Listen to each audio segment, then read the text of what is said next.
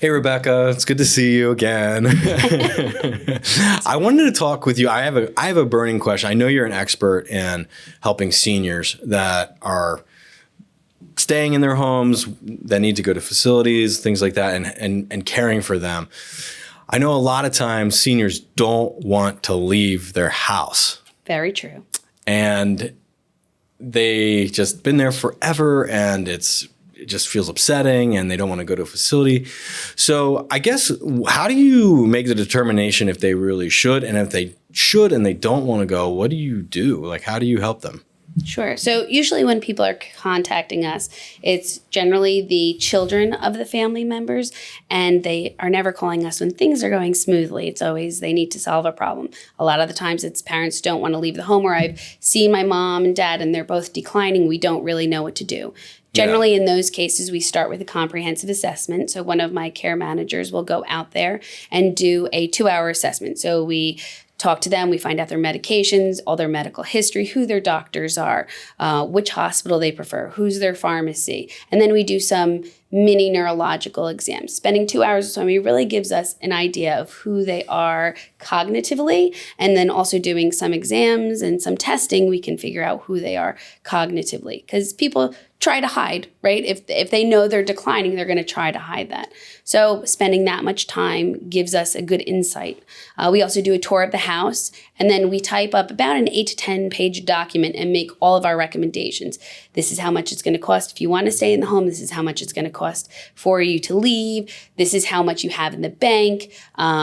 Your option is not to stay at home because it's going to be too much. Maybe you have to spend down and go on to Medicaid.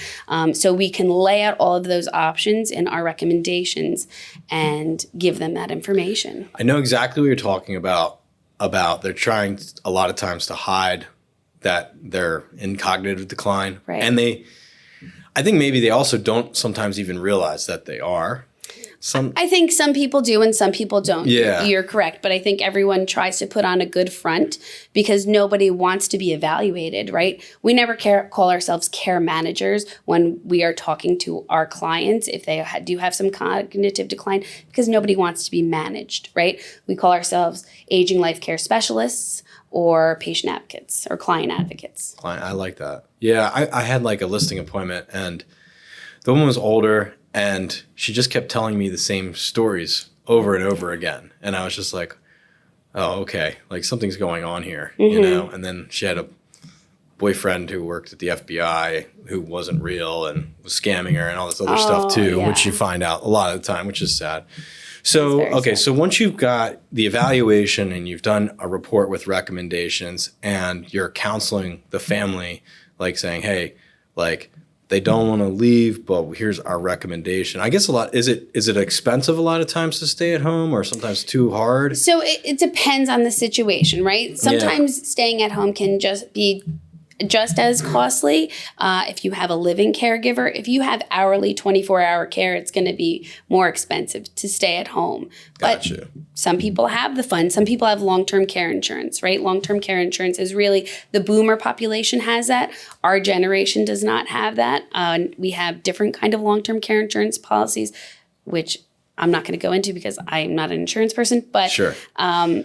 That will help them stay at home if they have long-term care insurance, or help pay for a community if they move into a community. Does the Medicaid or the state help out with any of that kind of stuff? So if you're so Medicare is for the aging population, and Medicaid is for those who don't have any kind of money really. So if you are going onto Medicaid because you really don't have a lot of assets, then you have to spend down whatever money you have to go onto Medicaid generally, and then you can go into a nursing home and stay there, which if people have money, I never recommend nursing homes. Nursing homes aren't fabulous places. Right. And, it is pretty sad. But there are some waiver programs that people can get, but it's also hard to staff those too. Got you. So when people are weighing out the cost, but I'm guessing sometimes there's different reasons why maybe just being in a community would be better for them than staying at home because they've just got more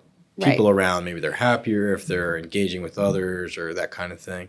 Yeah, so we look at finances also and just, help the families decide what is going to be the best course of action, because assisted livings and dementia units are not covered by Medicare or Medicaid also. Only nursing homes are covered by Medicaid. Yeah. And, nothing else is covered by Medicare except for short-term rehabs. I think people are sometimes surprised by how little is actually covered, and like they feel like it's hard to get help, It is hard to get help, and it's hard to staff right now. A lot of the communities are understaffed. A lot of home care agencies are having problems with staffing. I mean, we have our own home care agency, and we are lucky that we have staff.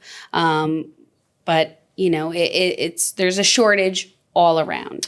So let's say I'm the child of the parent, and I really want to get my parent to go to a community because I feel that's best, but they're resistant. Are there any advice or tips or tricks or anything that you have for me to help me? So it's really, you have to know the personality of someone. Going to visit them, going and doing a class, if that they like painting or something like that, taking them to a class where they're going to have a painting class, or trying to connect them with other people at the community so they can try to make some friends is probably the easiest option. Oh. It really depends on the trajectory of the parent, right?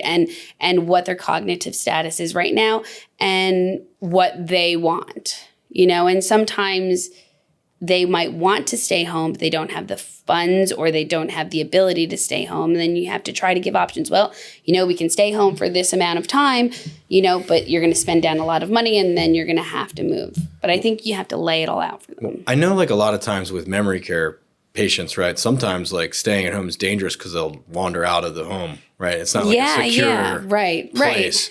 So I know, obviously, there's sort of I love the idea of, okay, you take them to the place and let them see what it's like so it's not so scary anymore, and get to connect with people there and see activities there that they would enjoy. And have a meal there, things have some meal. Yeah. Okay, gotcha. Yeah, that all makes sense.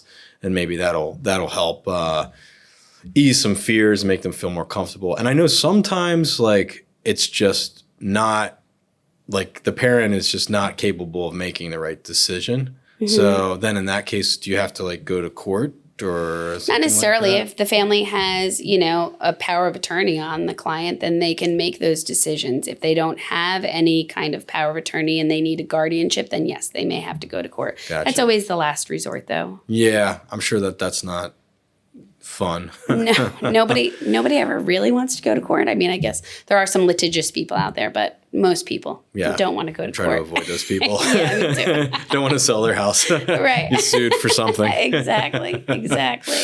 That makes sense. Yeah. Okay. Cool. I appreciate you helping explain that to people. And I know a lot of people, it can be such a difficult process. So it's obviously great to have a professional like yourself on their side. You can always say that you want your parent or family member to go to respite for a little bit, to kind of check out a community for a month and then maintain their home. So you're only paying for that month of respite. And then, if they're doing well there, then you can make it a longer term. Excuse my ignorance, but respite, can you explain what that means exactly? Sure. Respite is just, getting a break from, if the family members have been taking care of them, you're going into a community for a break, kind of like a vacation. Like a trial. Yeah, a trial, but you call it, we're going away for a couple of weeks. I just need you to, you're going to go here so you have the help that you need until you get better. And then if you see that they're, doing well there, then you can help maintain them, or you can, it depends on their cognitive status, really. I mean, if people are very cognitively intact, let's trial it for a month and see how it goes. Because, you can't stay at home because you have left the stove on, or you have fallen multiple times and nobody's found you for a few days. I know. That happened to a friend's mom of mine. She was there for 3 days broke a hip. And it's so horrible to hear that kind of thing. It is horrible, I mean, but there are those systems. Help me, I can't get up. Even an Alexa, just having an Alexa in the home, Right.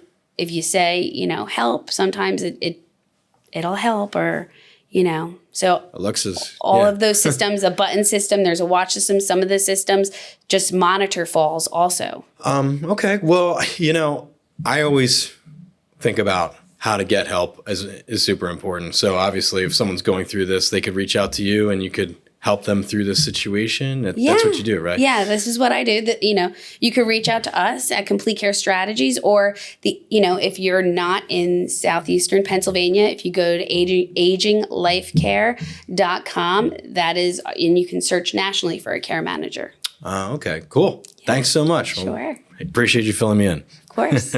Thank you.